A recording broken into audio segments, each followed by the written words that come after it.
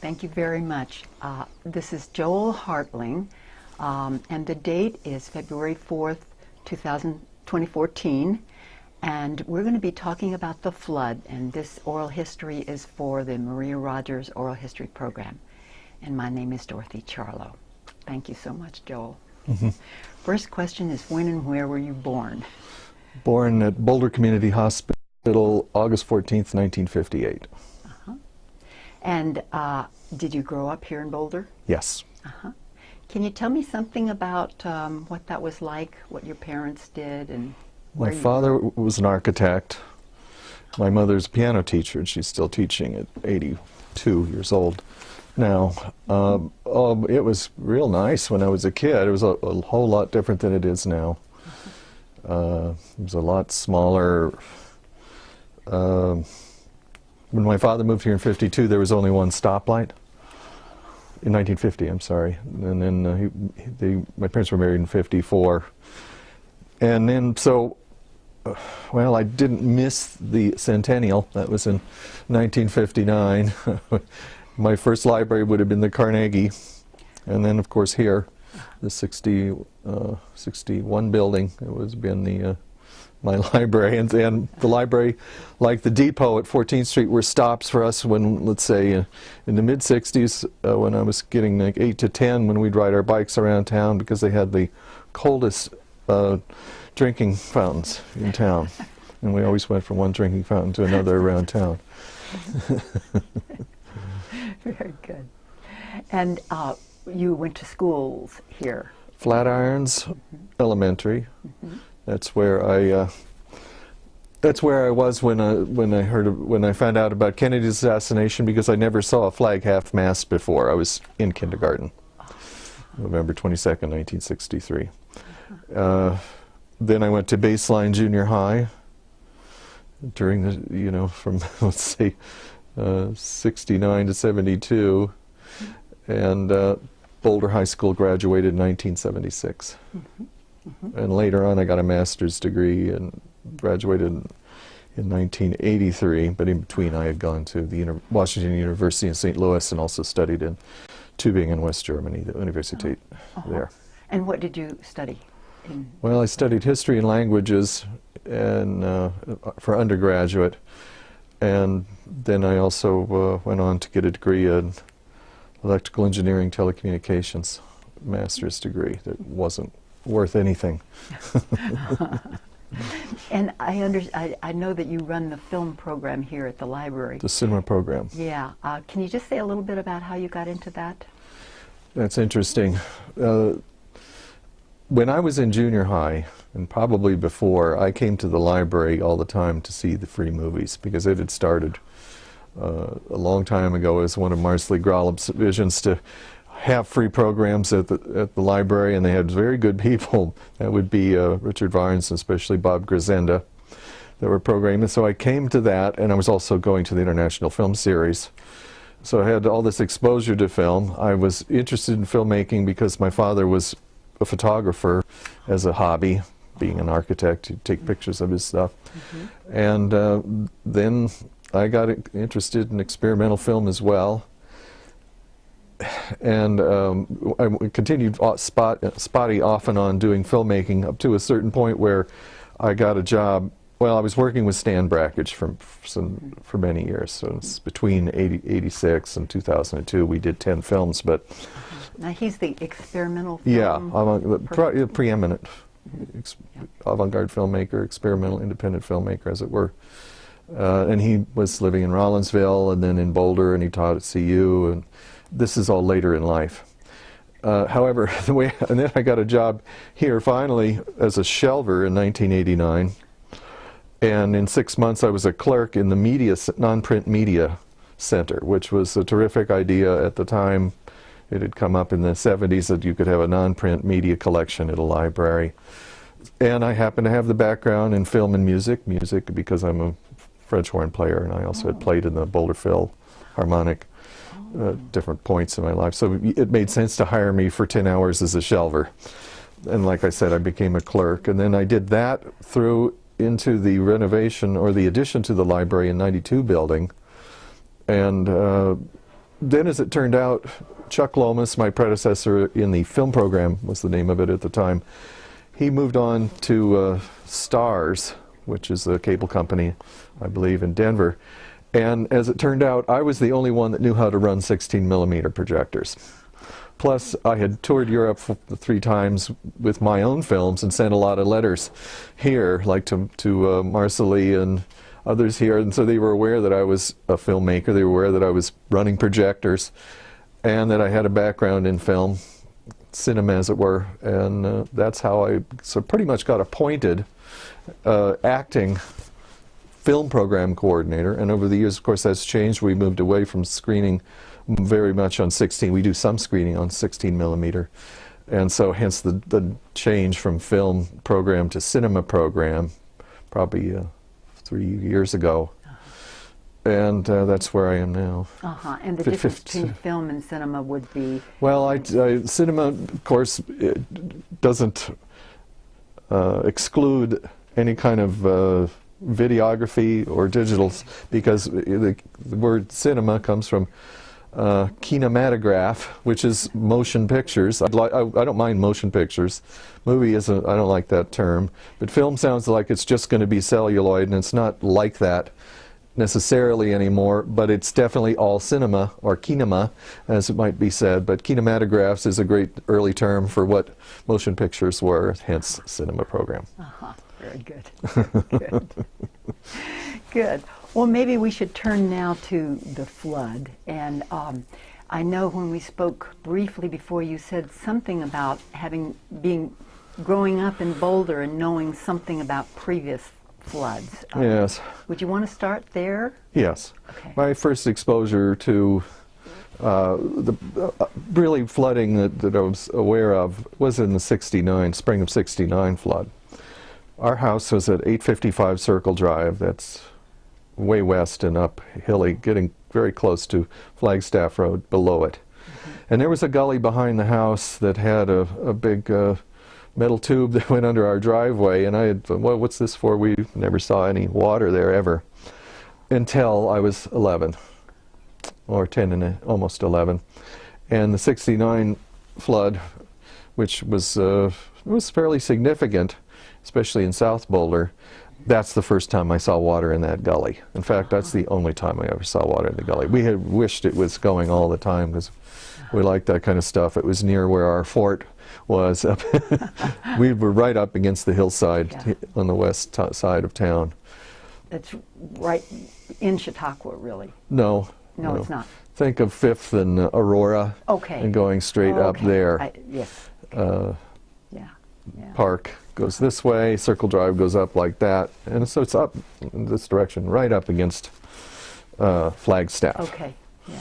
Right below the rock formation there as you go up toward the Flagstaff house. Right. So that was the first time. Now then, my father in '76 bought, well, he could have been '75, that he bought the Yoakum building, which is the Dan Yoakum Studios, D.L. Yoakum Studios at Broadway and Arapahoe, which is situated right next to the creek. And the patio area, it belongs to the city, but it was leased to us, to the family, or to the restaurant as it were. So the Yoakum Studio restaurant opened at that time, and they were using the patio. Next to it is a wall, a parapet as it were, next to the creek. So this is a gauge. This would be my gauge at all times as to how high the creek is that wall. So we had learned from Dan Yoakum that in 1938 the water went over that wall. And so that was the barometer at all time. And my father had developed the place in such a way that a 3-story building could be put above the studio, which was, of course, the Riverside Candy Store as well. It's going back 100 years, I believe now. 1914 might have been when it opened. And so the basement had to be dug out to put these pads in for these columns to handle the weight of the building going up. And that left a basement that wasn't there before. The Yoakum Studio restaurant used it for a nightclub that was called the Dark Room, and when they took off They closed their business. My father took it over and used it as his office for a while. And then when my father died in '84, I was using the office. So here I am pretty much at creek level in a building next to the creek with just this wall between us. So I'm very conscious of that all the time. So you're conscious of it all the time, whether there was a flood or not. Thinking of the 30, yes, and in the early days of the internet around here too, especially around '95, there was a lot of raining going on, and we were able to watch these patterns, these satellite images of where the clouds were and such, and I did see the water get to a certain level there, but it wasn't going to go over. But it was sort of a worrisome thing that could happen. And then when I moved out in 2007, that was the end of worrying about a flood, because I went to the 3rd floor of an apartment house at 7th and Arapahoe, but we weren't safe there. I didn't get wet, but the people in the bottom did, and that's the story that we're getting to, is the 2013 flood. Yeah. So Yeah. Is that what you wanted me to start with at this point? And in these previous floods, it sounds like you had an awareness both because of where you lived in the gully, and then this building right next to the creek. Yes, the gully, and the hearing Dan Yoakum talking about the '38 flood, and then watching it very intently in '95. Right. And I marked the place where it was, but it certainly wasn't even close. And it didn't go over in this flood either, because this flood wasn't about the creek. Yes, yes. Yeah, the creek was high, but it wasn't the kind of flood like in 1894. Now, the flood in 1894, what do you know about that? Well, we know from pictures, that it was heavy on the creek side, because I suppose it had to do with the fact that the place wasn't as built up, obviously, in 1894. It's as if the flood would have been like that if it hadn't have gone into everybody's basement all over the place or something. That's just a facetious thing, but it was much more about all of these other tributaries and gullies and side creeks, where you would think, for example, at 13th, and I went to an estate sale at 13th and Baseline a couple months after the flood. Here's a lady that had a house at 13th and Baseline. You would think that very high ground, and her basement got flooded because the water came around through where McClintock Trail is. I was up there looking at that area with Lynn Sullivan from Open Space and Parks, I believe, and she took us on a tour up there. It was city employees to see what had happened, and it was tremendous amount of water that came down there, and there was, because of one bridge, stone bridge right up, and this is up at Chautauqua, the water went one way instead of another, and that's pretty much the story of what the whole story of the flood is going to be, that I'm going to be telling, because if you divert the water from one place, it has to go somewhere else, and so that would be the story of what happened around my apartment house. Yes. And also the reason I have a moped that that turned out to be very, very good for getting around during the actual event. And I took great interest in what was going on in different parts of town, and I liked riding the moped. So I got all around looking at, except for South Boulder. I wish I had seen more of South Boulder, but all over North Boulder and this area. We're located right now at the library, basically 9th and Canyon. And up around the hill, I saw kids tubing down the floodwaters on 9th Street. And, did you feel right away, after the rain had started, can you recall when you began to realize this is not just a rain? Well, it was real stupid, because on Wednesday night we were hearing about it, and I went down with my still camera down to see what was going on at the Yoakum Building. I was actually under Broadway, the underpass there. And, we, at the apartment house too, we're just kind of grinning. We didn't really have any sense of what was going to happen. And then when 7th Street turned into a creek coming down and hitting Arapahoe, it had pretty much gone over, I'd say at about College or Pennsylvania is where it was no longer going in the gully and it was in the street. And it was very intense at 7th and University. And then that straight down heading for my apartment house, which is about where 7th tees with Arapahoe. And as that came down, okay, but I think the thing that if you're looking for like a fear reaction was when this misinformation came from the university. They were texting or somehow auto-dialing students that there was a wall of water coming down. Now at that time we were all working at building this dam, and I even had a portable gramophone out there for entertainment. So you were working on building up. Well, as it turned out, it started out, I can show you a picture. Okay. At this point, I'm going to show you a picture of just how it kind of began. Great. Let's see. Yes. All right, this, are you going to move the camera Yes. there? Mm-hmm. Do you like a white background or black? I think black will be fine.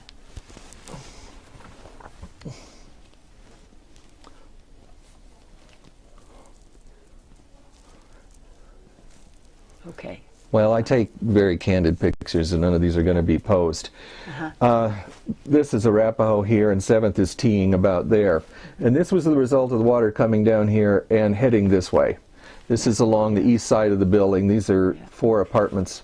This is at 701 Arapahoe. And this is kind of a meddling neighbor.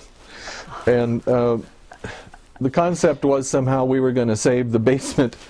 These are garden level apartments here. Yeah. And that was accomplished by, for example, building makeshift kind of wall. It looks like trench warfare in World War I or something.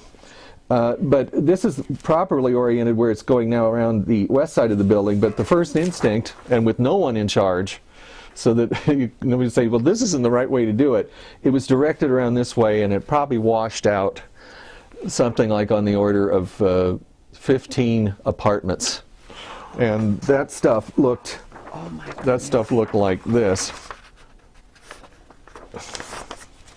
Here, this is probably 715 Arapahoe. So my building, and then in between the two is let's see here. This is the way we helped the water to wash. We helped the water to wash along the side of the building and then down into these apartments here. Oh my gosh. This one here filled up in such a way that, and I was inside too, that before the glass doors broke, it looked like a filthy hot tub in that place. So this is what they, and like I said, nobody in charge. So what it was like. And then it seemed like ROTC fellows or something came out of nowhere, because they all had the same strange haircuts, what's kind of long on top and short on the sides. And they were yelling at each other by their last names, and it was a tremendous effort, but it was clearly sending it the wrong way. This is, like I said, oriented the correct way. Yeah. And they worked for hours and hours. And I guess the other things that are interesting during that time, and I suppose this must be Thursday, is that Al Jazeera America TV came, and they were at our location there for hours. And it's the way it is now is that they're able to broadcast from that spot, and they could tell us that we were getting picked up in New York or something. I was not able to see any of the footage that they shot, but I did talk to Al Jazeera, not in an interview situation. But then Tom Hooley came around, and he's a newscaster, I think, with Fox News, and he's kind of a friend. I like that guy, and he was freelancing it and did some interviewing with Al Jazeera. And then a little later on, the mayor showed up just to watch what we were doing. I think it was somehow remarkable, the team effort that was going on. But little did they realize, that then somebody called the police that was downstream. Well, you've got to stop doing this. And of course the arguments came from that. And then by that time they had figured out, okay, well, we'll do it along the west side of the building. No one's in charge, so it's chaos. All right, that's all right, it's good. It's going to go down that way. And it made real good sense. It was going down to the creek at that point and not into all these apartments. However, there are 2 neighbors that own houses on that corner that perceived that this was not good for them, even though it was good. And they managed to get the backhoe. Okay. They got the backhoe to come and remove what was done. So you see here, Oh, real estate, owning real estate talks more than renting real estate. It says 7th Arapahoe right here on the sign. Yeah. And this here, I'm not sure where they came from, but they got a backhoe to dismantle all of that work, which caused some more contention at the time. Oh. And my guess is that this kind of thing was going on around town in other places too, but this was definitely like that. Mm-hmm. But in my other travels on that day, I was able to, for example, go way up to North Boulder. Now, I'm not exactly sure why I decided to do that. You would think that that was high ground too. No, there was some kind of a creek up there that was flooding upland terribly. I mean, it was a ghastly amount of water, but instead of in a trough, it was all spread out, and it was heading down to Sumac, and it got Crestview Elementary, and then came down 19th, and it was. I didn't realize how many wealthy people that live there have pumps in their basements, because there was a constant. I saw these hoses everywhere coming out of these large property estates, and that's not the way it was. Getting back to like what it was like when I was a kid. When I was a kid, that was so far out of town, it was unbelievable. 30th and Mapleton was way on the edge. It was even out of town, and that's where we would sit and watch like the 7th of January was the time to take your Christmas tree and throw it on a bonfire. So that sort of thing looked very different. I didn't get over to the, what's it called, the scientific park with the CU added down there. See, CU doesn't pay any attention to a code, city code. If they want to build a building higher than 55 feet, they just build it, like Williams Village. Yeah. If they want to build in the floodplain, they just go ahead and do it. So I was interested in what happened there. I think I got by and it didn't look as bad as I thought it would, but there were a lot of other... This is at the CU Science... Science, is that what it's called, the Science? I'm not sure. It's between 30th and the 40s in the Foothills Parkway, bounded by Aurora, let's say, or Colorado, and right around Colorado and that street. Mm-hmm. So yeah, I got all around, and I enjoyed it was great tooling around, because like the two wheels really worked out. Yeah. It wasn't dangerous to go through all the water? You were able to avoid the water? The moped could go through a certain amount of water. Mm-hmm. You could have probably driven around it too. It's just that you could have driven around. But it's a much bigger vehicle, and you have a lot of obstacles, and the moped was able to wiggle around in there. And I did that day after day during that time. Mm-hmm. And then we also had a situation where the library opened on Saturday, and we shouldn't have opened at that time. It should have been clear that this was a dangerous situation. Yeah. The library itself didn't get wet practically at all. Can you tell, for people who wouldn't know, what kind of involvement the library had in preparing for a flood or whatever? All right, so the whole civic campus here, the 61 building in City Hall, is right next to the creek. And I was sure that would have been a completely devastated area by the 1894 so-called 100-year, but actual 1% chance flood. There's some mitigation was done. There's a flood wall that would pop up in front of the 61 building. That's on the canyon side. Mm-hmm. Then it's clear that the 74 building is up on stilts, goes over the creek. That's clearly designed for that. And then the 92 building is clearly set up high enough for that, in case the flood comes from the creek. Yeah. Now, the 92 building is the one on the entrance is on Arapahoe. 1001 Arapahoe is the address. My impression, of course, was that since this was a city project, that they could draw the flood map any way they wanted to. But it actually, when we went to see the parking lot, and in front of the building, the south side, the 92 building, I was there with Chris Power, who was a project manager. And we were looking at it, and he said, "This is exactly what they thought would happen if the mud comes up and it doesn't go in." So it was remarkably good planning at that point. Mud goes up but doesn't go in the That's right. basement. Or It didn't. I mean, it just like on the map, the floodline map. It was just like that. We just had a little bit of water in the basement because of water seeping from underneath. We never closed because of flood water at all. So my answer to patrons was that nothing happened, because to explain that there was just a tiny bit of water, and I mean, I've got a photograph, but it's not even really looking at.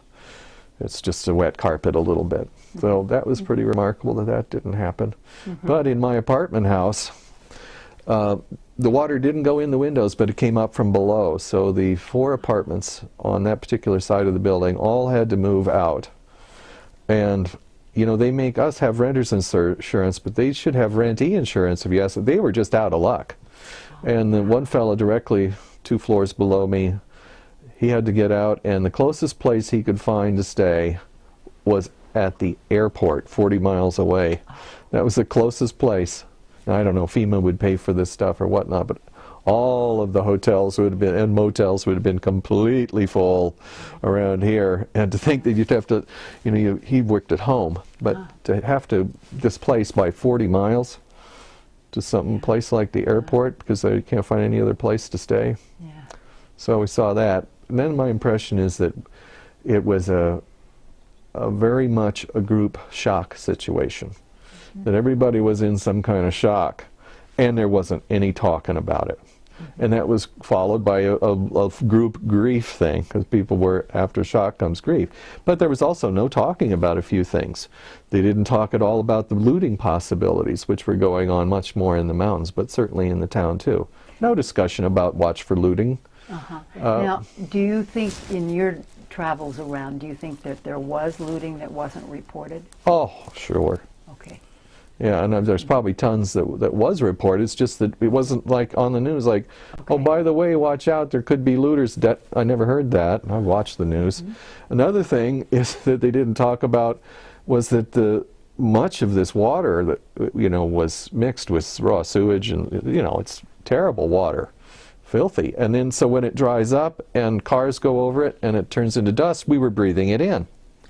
So that wasn't mentioned either. I found that rather irresponsible. Like, maybe you shouldn't go outside, or you know, or you should wear a mask.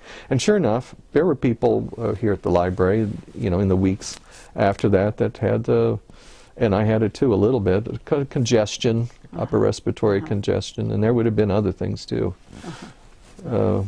No discussion about it. Did you feel that that was the fault of the media or city leaders or everybody? Or geez, I'd say it'd have to be everybody, because media certainly didn't report it. Yeah. That's the one you can point to right away, but gee whiz. Yeah. I don't know how you actually broach the subject. Maybe it's too embarrassing to say, well, people are just going around stealing things, and you can get real sick. Floods are bad for your health. I suppose we were supposed to just know this or assume it, but I found it disturbing that it wasn't really spoken about out loud. Yeah, yeah. Amongst your colleagues here at the library, you know, was there much discussion of, you know, did you share with each other what you've been going through? Yeah, and we spoke with patrons too. We had to have a policy about books getting returned late or damaged because of the flood as well. Yeah, everybody had a different story around on the staff as well. But it was kind of this sort of stoicism, which is actually embedded in like the staff anyway, but is a result of, like I was saying, the shock factor, and then the unspoken grief factor as well. That, you know, people really, you know, and then there was a certain thing that I found odd, was this survivor guilt, which I didn't have any feeling about. In fact, I kind of invented the term survivor gloat. Like, I made it through the flood, instead of, oh, well, I made it and I feel guilty. I did not feel guilty about getting through this without trouble. I was aware of this possibility of a flood for a long time. I had a free office for 19 years that was practically at creek level, which I described earlier in the Yoakum building. And I wouldn't have helped me at all for somebody, if it had flooded, that somebody to feel guilty about it because they didn't get flooded. So I find that disingenuous. But a gloat is fine. I've seen people like say, yeah, they went through the flood fine. So Yeah.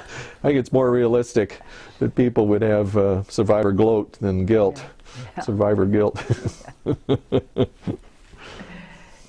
Did you have friends or colleagues that had really bad problems? Yeah, but the people that did have that didn't make a good decision when they bought that house next to a thoroughfare street going up, a road going up into the mountains, next to a gully in a valley. Now I think you're asking for trouble. You know, so there's clearly properties that you wouldn't want to have, or certainly not buy if you had a choice to buy somewhere else. Yeah. That were just waiting for trouble. I know the idea is, of course, that this happens so infrequently, but who knows? Maybe this could be different now. Maybe this will happen more frequently. And now you were saying before that it wasn't, the flood wasn't about the creek, and I'm assuming what you meant is just really all the water that was coming down from the mountains. from all the various sides, Yeah. which was supposed to collect at the creek, but there were a lot of other points that the water was coming from. That I don't know. You'd have to talk to a hydrologist and a weatherman for sure, and I certainly haven't heard a good explanation of that either. Yeah. I would guess we're still in the shock phase in some ways of it, but clearly the city response was very good. I hosted here, since I rent the Kenyon Theater, managed the Kenyon Theater for the library of the city, is that there was a meeting of the people that had, from the city, sort of a thank you breakfast and PowerPoint presentation. And so they had a real nice breakfast in here, and then we went in and talked about the condition of trails and so forth. And it was terrific to see what kind of documentation these people had done. And then Lynn Sullivan went on to do the tours as well. And then there was Lynn was able to turn it around a little bit about why a flood can actually be good for a situation, because it's a totally natural thing. That is, in fact, everything is here because of various floods. For example, when you up at Chautauqua, where Enchanted Mesa ends and starts up again, that was a huge flood trough, you know, a million years ago. She was real good at explaining all of this to us on this tour. And I'm afraid that's just the way things are formed. There's floods. I mean, we were underwater millions of years ago and so forth. They did a real good job of explaining that to us. So your feeling is that the city, overall, the city management, especially in open space, handled it well? Very well. Yeah. They really were doing a lot of work, and they weren't protected, you know, either with let's say, face masks, and I saw volunteers and such, and that much. Yeah, I suppose I'm going to fault the media then, because they're the ones that could have said about looting. And we did see, for example, I've got a photograph here, you don't have to see it, of Army, military, police Hummers, like heading up toward the mountains. I think it was a lot worse, the looting problem up there, where they would figure out a way to park. They wouldn't use the road. They'd climb over a hill and get to this abandoned house and then swipe stuff. And yeah, that I don't know if they just don't talk about that kind of thing, or I miss the coverage. But I don't know. I would suppose that could still be an issue, because there's people that, for example, aren't going to their houses in Jamestown very much. Did you have friends or colleagues that lived in the mountains? Oh yeah. In the mountains, you know, that's you could get stuck in the mountains. For example, this is flood related but not water related. in other words, they didn't get water damage, but you say you live in Rollinsville and you can't come down the canyon. Well, you have to go all the way over here and down and around. It takes an hour and 45 minutes to get to work instead of 30. Yeah. So people that were up there, say in Rollinsville or say toward Estes Park, up that road, or in Lyons, that a lot of that was meant a lot of extras zooming around, and Gold Hill had a lot of people coming through that didn't usually come through, that didn't realize how important it was to them that they don't go over 10 or 15 miles an hour through town. So there was an awful lot of that, and of course the people, you know, businesses and probably the city itself too, just thinks, well, now the flood's over, you still have to come to work, despite the fact that you lost your house, that it takes 2-3 hours to get to work. And so I saw that happening. It was no problem for me. I live 5 buildings away. I can get to work without crossing a street. I do have to cross a creek, but I don't have to cross a street. So I had no problem with that. It was nice to have the days off. As far as these warnings were concerned, the reverse 911 calls or whatever they were, there was one that came through, I believe it was a Saturday night, that I didn't get. I was slept through that one. You know, so some of the patrons that I talked to as well compared notes on how we slept through the flood. So that particular point in time. Now you were saying earlier that the library opened that Saturday, and you thought for a little while, and then they figured it out. Okay. You know, I really hate talking about this. It was a really unpleasant experience. Because I don't know if it's my German Lutheran upbringing, stoic kind of thing is just accept it, but I thought it was awful, and it was just terrible. It actually upsets my stomach thinking about it, because there was bacteria and stuff. It's like horrible. It didn't get real smelly or anything, but the other part is that, for example, the yard that was so nice in front of my place is just a sandbar now. I don't know if they're ever going to straighten this out, but we went from having a nice, lawn where you could maybe pitch a tent or sit out there. You know, we had done that in the summer of 2013. Now looks awful, just terrible. It looks like a war zone, and it did for a while. Actually, it looked more like World War I trench warfare for a while, and then once they got that cleared out, it looks like some kind of blighted sandbar or something, like some kind of awful tailings, which we're used to seeing here because of the old mines. Yeah, it looks like tailings from a gold mine or something, just spread out everywhere. No grass, you know. And since you live in a rented building, you're kind of dependent upon the owner to do something, right? Sure, and of course, what they probably want to do at 7th and Arapahoe is have us all out and make the places into expensive condos, which could happen. But who knows, I might retire by that time. But I do like being that close to work, but I had no idea that I was right at a place, and this would be true for a lot of people, that even at 13th and Baseline, that your place could get flooded even if it's high ground. I mean, at our apartment, it's next to the creek, but the creek's way down there. So, the water will never come up that way. Well, that's not the way the water came. It came the other way around. Were there people that you knew of that you thought did just things above and beyond, what was called for? Those city employees that were with Open Space Mountain Parks, or whoever that was, that we had the breakfast for, had clearly done lots and lots. Otherwise, I wasn't aware of too many. I know that those people that came in and set up our fence worked hard, but then they were gone, and then that's when the neighbors came along and had their work taken away. So they worked hard against each other in some cases. That was disappointing. And looking back at that, you can see it was because there was really nobody in charge that understood where the water was coming from. Well, they could see that, and some of us had the sense, like, this isn't the way to do it, but you couldn't really tell anybody. There was too many people working on it. I don't know, that was very confusing. I didn't care for that either. I think it's a depressing affair, even talking about it.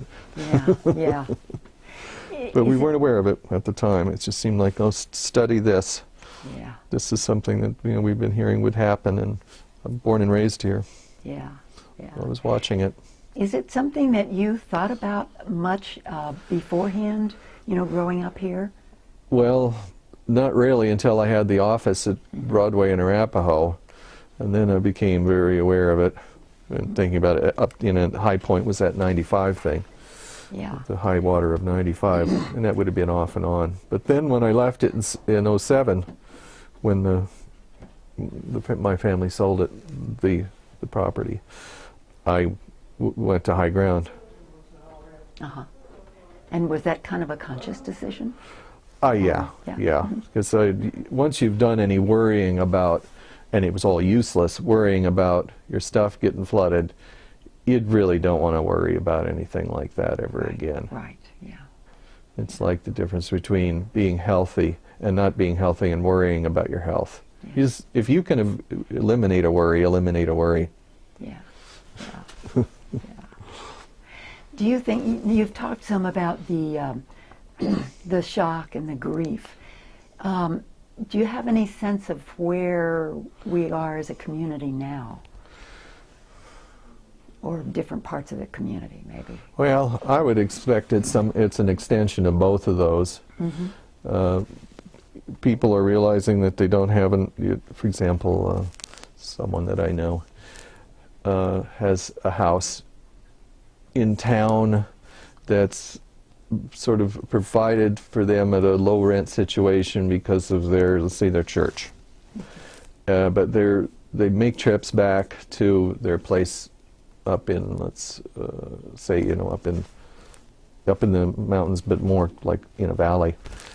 And they find out they don't have this, they don't have that, and then it's affecting the kids. And then they're also finding out, hey, wait, it would be nice to live in town, so I don't have to drive, and I could get so much more done besides driving to and from work. So. Mm-hmm. But like the other problem is people aren't really talking about the way they feel at all. Yeah. Yeah. With me, in any case. I talked to a therapist about it, and he said, I had seen him, say, a month or two, I see him at garage sales about it. He says, oh, that's not the way it works. They don't come right away, they come later on. So it could be that they're starting to turn up. I'll ask him some of these days when I see him next at the garage sale about that. But you would expect it, but the shock factor was too intense. People don't even have the thought of, I've got to go talk to a therapist. They're just in shock. Yeah. I guess we're into the phase where they are talking to people, because October, November, December, January, we're almost 5 months ago. And then hitting at that time, then you would, like the landscaping thing. The property owners would think, oh, well, we'll do it in the springtime. Thanks a lot. Yeah. I wish they'd get to that. Yeah. Did you personally feel that it had such an impact that you had trouble sleeping or, anything of that sort? I don't recall that, but I did have a little bit of upper respiratory kind of congestion. So that would have been from the dust. It got dry after a while, and then this horrible sewer mud that had dried. You drive a car over it, and it became such a fine dust that you couldn't sweep it up. It would just go airborne again. So that much I noticed. Now, you mentioned that your mother is still alive and still teaching piano. Yes. Yeah. Does she still live in the house that you grew up in? 6th and College. Oh, 6th and College. We moved from Circle Drive to 6th and College. No damage there. So you didn't have the concern of worrying about relatives having difficulties there? No, although my niece is in the apartment house 2 buildings from mine, but she was on the 2nd floor as well. And she was talking to my brother, her father, and that was also when he was monitoring the news more than I was, and got this misinformation about a wall of water coming down Boulder Canyon, and told her to come home right away. And that is to Louisville in a particular case, and that wasn't necessary. Oh, yeah. Did you ever figure out where this wall of water idea came from? Well, I know it came through CU, and I believe it might have been that it was some kind of a gush that was coming down 4 Mile Canyon that was assumed that it would be bigger. I mean, you know, the wall of water thing would scare you. I guess I didn't talk about the Big Thompson flood. That you know, that one killing over 200 people. Yeah. 30, 40-foot wall of water. That's make a big difference. I had. Yeah. What was your experience? Did you have any experience with the Big Thompson flood? The only thing I can tell you about that, besides seeing it in the news and like a helicopter flying over the devastation, was that my father had relatives. I did not know them, that had a date with destiny. My father's from Missouri, St. Genevieve, around that area, and these people had gotten in there. They were going to make a trip to Colorado. They got in their vehicle and drove straight up the Thompson to be killed. They drove all the way from Missouri right up there, right at the wrong time, and got killed. There was a couple, I think, an elderly couple. So that was the most that I know about that. Now, my doctor, about this flood, he had his basement flooded, but he said there wasn't anything important. Otherwise, it didn't bother him. But he did feel bad about these 2 kids that got killed in a car. Of course, anybody would, right? Yeah. And the psychiatrist that I know, his situation was that he didn't realize that the bank could take away his house if the value, I don't understand this either, but the value of the house versus what you bought it for, or what you're paying, and so forth. I guess they tried to take away his house, or maybe did, and that was the result of the flood. And he's the one that had the insights. He's an extremely bright fellow, into this thing about shock and grief and so forth. So I had a little bit of talking to him about it was helped to clear up. But that would be somebody to talk to about the flood, would be somebody like a psychiatrist. His own house got wrecked. Yes, and after we finish, I'll jot down his name if you... There was a particularly obnoxious city council person over the years that this person's house got flooded on some kind of an odd one that happened in Table Mesa some years ago. And he got some water in his basement. He said, the city should do something about this. It's like, well, yeah, what exactly should the city do about the fact that your basement's flooded? Like, I mean, I don't see anything going on, for example, about the 7th Street viaduct or the aquifer, the aqueduct, because it's clear that a lot of water comes down there during a flood. And I go up there and see 7th in Pennsylvania, and it's still a gaping hole. Just like my lawn at my apartment house still looks like a sandbar. So I don't see much really going on. And when they put in the new bridge over Broadway, say in 96, 97, something like this, they put it in, but without any flood mitigation. They just put in a new bridge. It looked like one thing they did is manage to eliminate the places where the pigeons would hang out underneath the thing. And it was a major project. But why you would do this, if you go under the bridge at Broadway and you know, Boulder Creek and Broadway, that underpass, it is full of silt. But I don't see him taking that out either. I would get that the heck out of there, because we've got to have that. So the amount of silt and rocks and sand that move down and out and into in the way of a lot of things is still intense. So that, I just think, needs to be addressed. But there's that monument, that cool one by the, the 100-year, shows the 500-year flood, the one with glass and so forth. It didn't really get near it at all. Yeah. And just for other people to understand where that monument is, could you say it's in Central Park at the Broadway and Canyon, between Canyon and Arapahoe on the east side, getting closer to the tea house. And you saw it at the height of the flood, or close? Yeah, and I don't think it was, well, maybe I didn't see it. The Pat and Phyllis at the gas station, the Conoco, though, there were telling me that the water was had gone, because it was coming down so fast and could have gone this way down under Arapahoe, went up and over like that. So it probably did touch the thing at some point, but if you're expecting it to fill up like that, that's not what happened. It went like this. Yeah, yeah. Did you,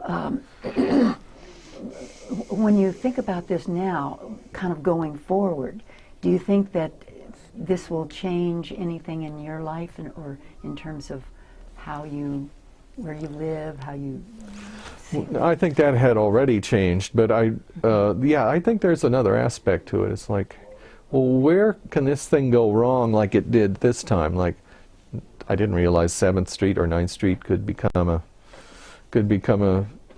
river, or for example, on Upland, that area. So I'd take a good close look at what had happened here. If I wish I could buy a place, but I don't. But I'm not able to. But that's what I would do for sure. I'd check all the little gullies and and the ditches and such, and just make sure that doesn't happen.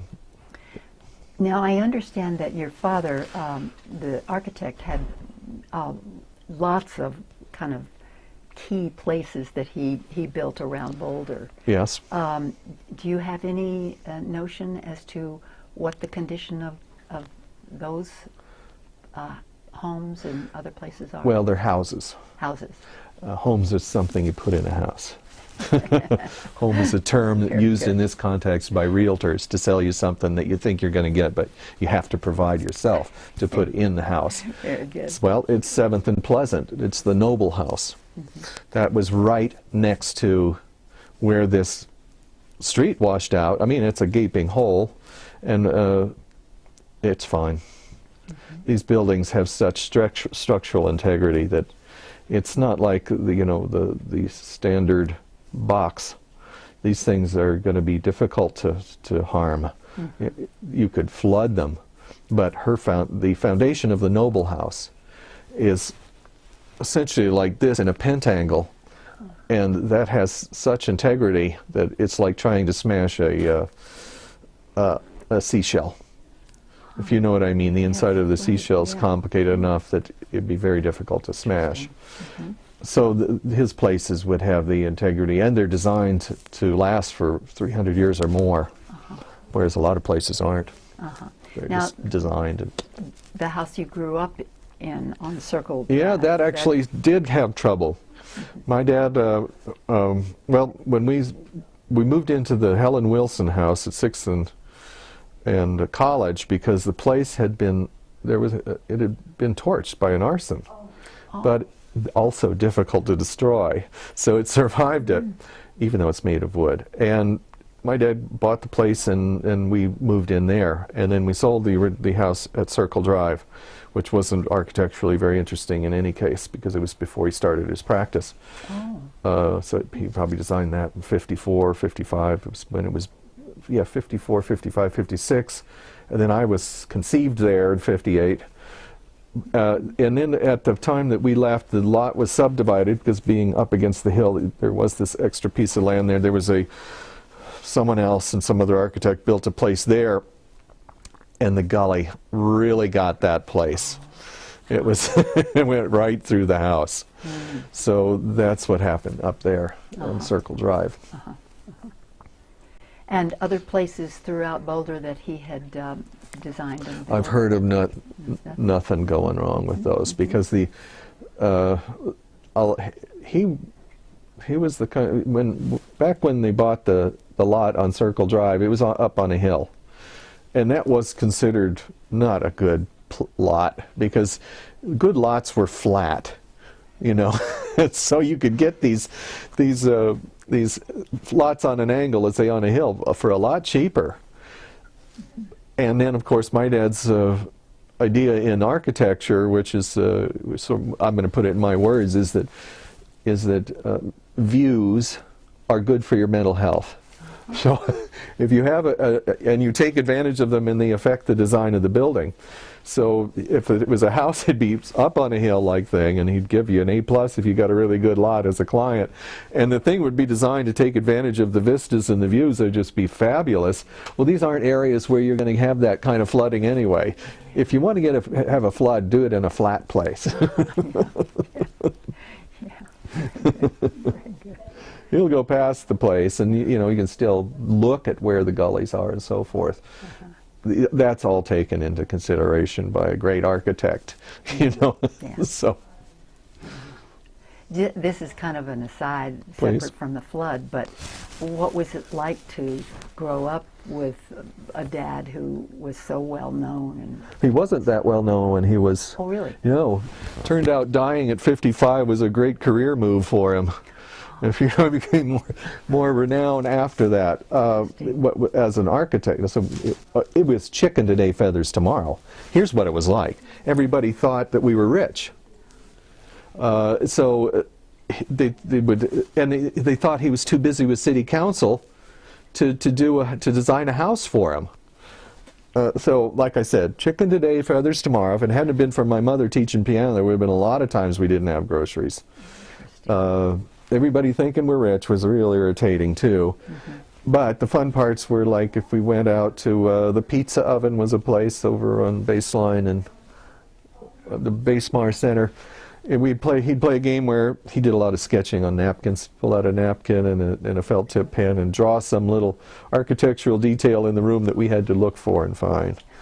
Another fun thing was that after a certain point when he had a bad experience, I was either in North Glen or in Denver when he designed a church there, that unless you go to the site every day, somebody's could say, well, build that out of cinder block instead of this. And you have to visit the site all the time. So he'd take us to the site all the time before dinner. We'd go to the site. We need to stop now and Sure. change the tape. Good.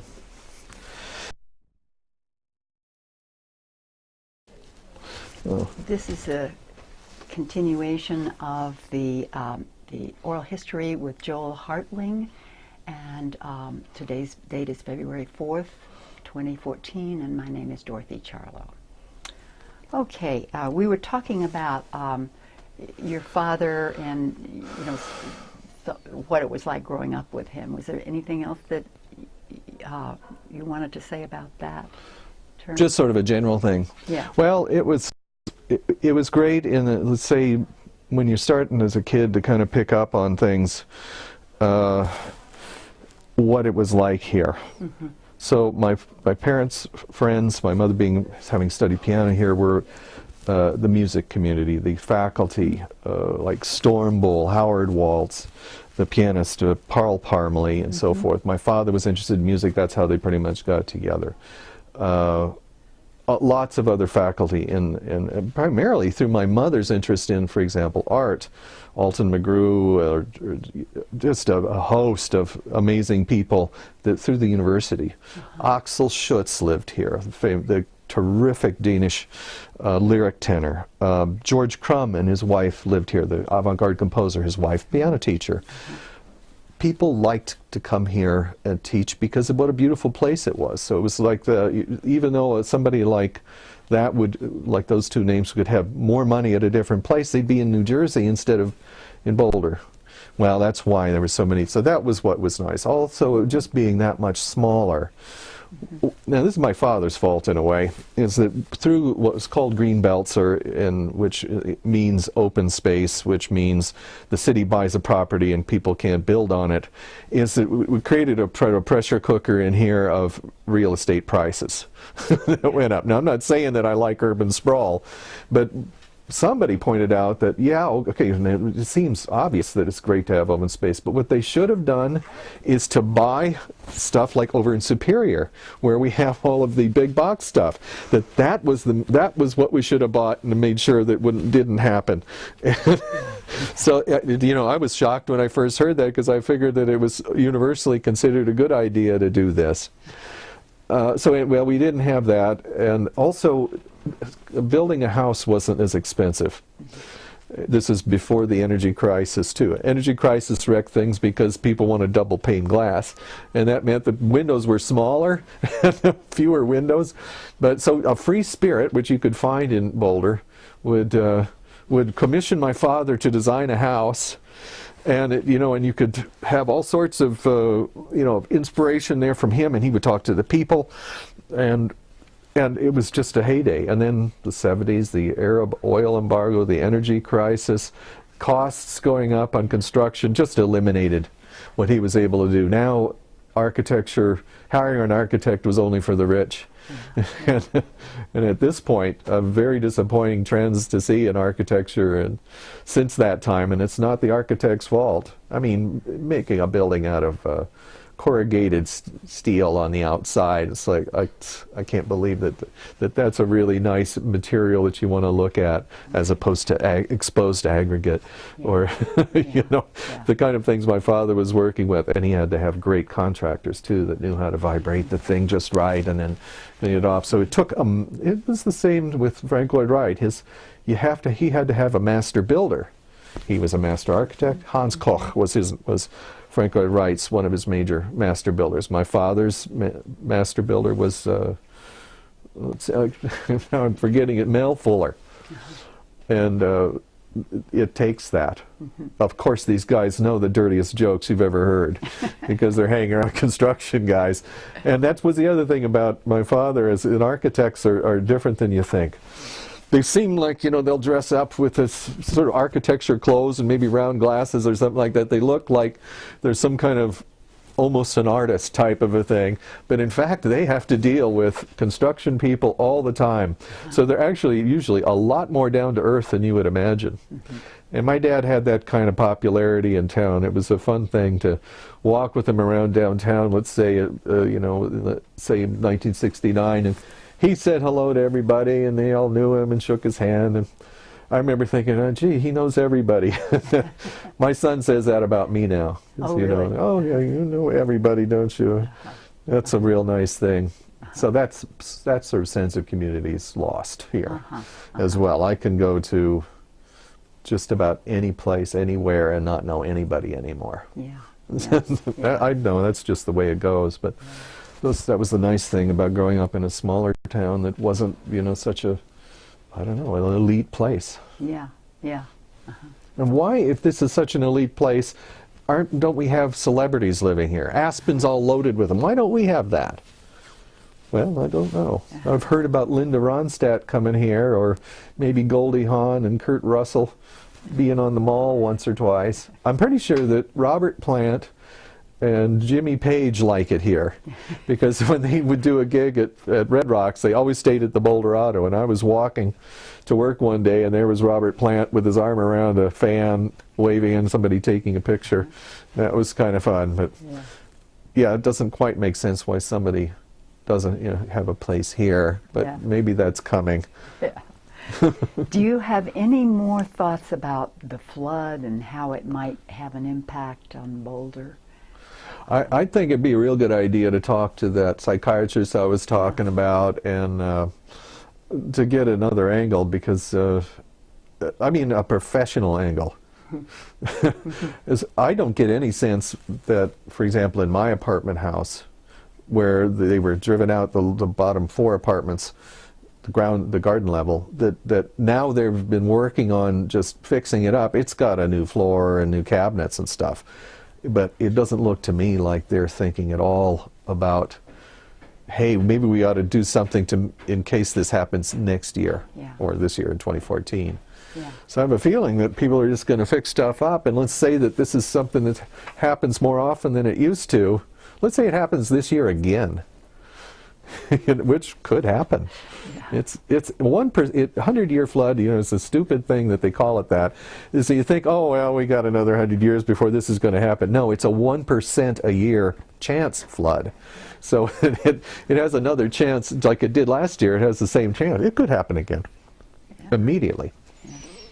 So we'll see. But yeah, I do have a sense that there's no sense in people just rebuilding a place that doesn't have any mitigation. Right. Yeah. So that's my sense. Okay. Well, any other thoughts or reflections either on the flood or just living in Boulder in general, or? Well, I can tell you that it's where we're sitting now has always been considered and kind of criticized, because being in the floodplain where I sit right now in the 61 building, and there were political cartoons and such when I first started 25 years ago about people checking out books in skin diving outfits, you know, but that did not happen. And I still think it could. I don't really like what has happened over the years where because of the possibility of a flood along Boulder Creek that they've torn down buildings all over, up and down. But the one particular area I begrudge is where the creek goes under Arapahoe and goes past Boulder High. There were a lot of nice apartments there. You know, now it's a soccer field. I don't think that's a. I mean, if you're going to take away apartments that might be affordable on the basis of some flood that is supposedly 1% a year, I mean, they were condemned. So not only city funds were going to condemn those properties, and then to tear them down when they could have been there and people could have afforded to live there. And these places were sometimes 4 stories high. There was a 4-story place at about 14th and Arapahoe that was torn down, where George Gamown's wife lived toward the end of her life, the great physicist, the Big Bang Theory. And that place, we saw it being torn down. It's like, this doesn't make any sense. And also when Sturtson Copeland was at 15th and Arapahoe, I liked that stuff too. So, that's all too late at this point. But yeah, that's been that I had, and that field wasn't flooded either. Yeah. So, thanks a lot. Yeah. Okay, is this a good place to Sure. stop then? Well, thank you very much. Thank you.